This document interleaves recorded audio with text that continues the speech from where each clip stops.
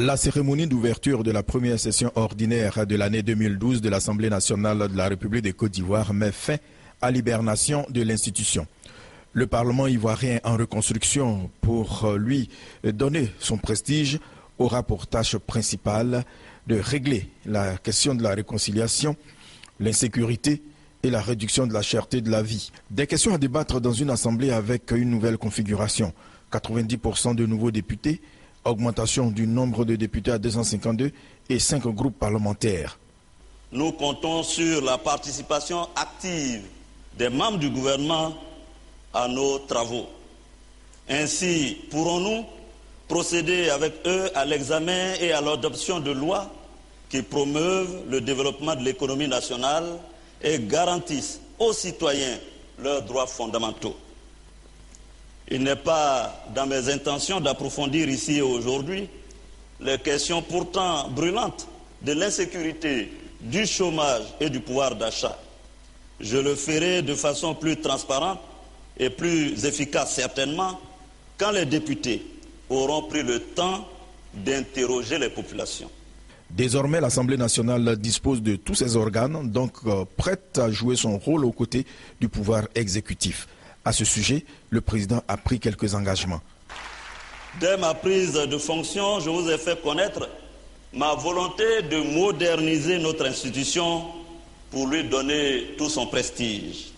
Ainsi, je me propose de créer une unité de recherche et de stratégie qui sera chargée de dégager des perspectives et de nous fixer des objectifs sur le long terme.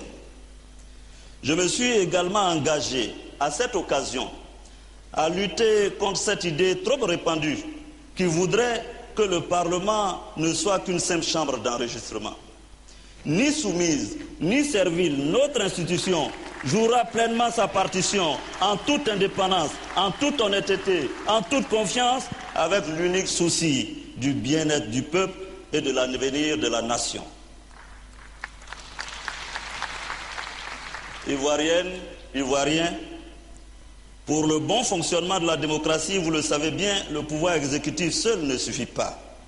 Le rôle des autres institutions, dont l'Assemblée nationale, est tout aussi important dans la vitalité de l'état de droit.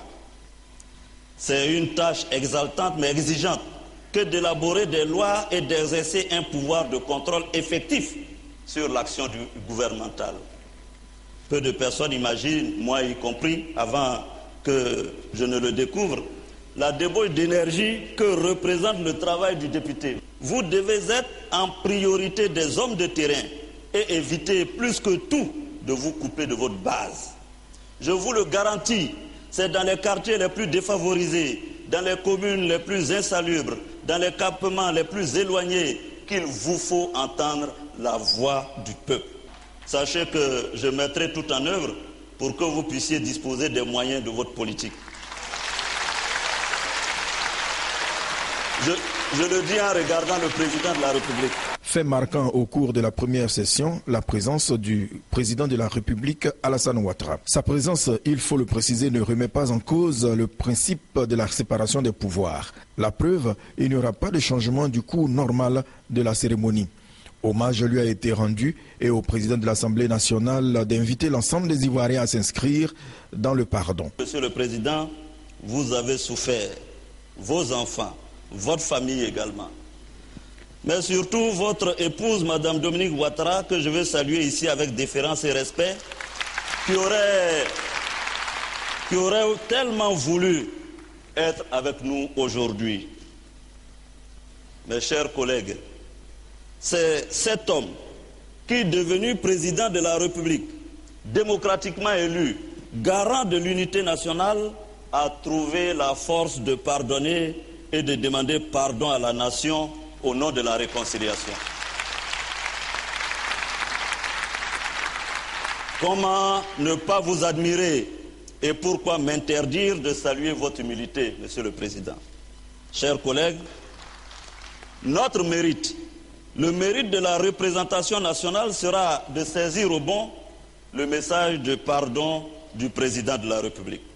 En votre nom, élu du peuple, je demande pardon et je vous invite dès cet instant à aller dans les campements dans les villages, dans les villes et professer le pardon. 17 délégations de pays africains et d'organisations ont fait le déplacement. Guillaume Soro, désormais dans ses habits de président de l'Assemblée nationale, invite ses pairs à ne pas décevoir. Les propositions de projets des parlementaires et du gouvernement vont permettre à la Côte d'Ivoire de se relever.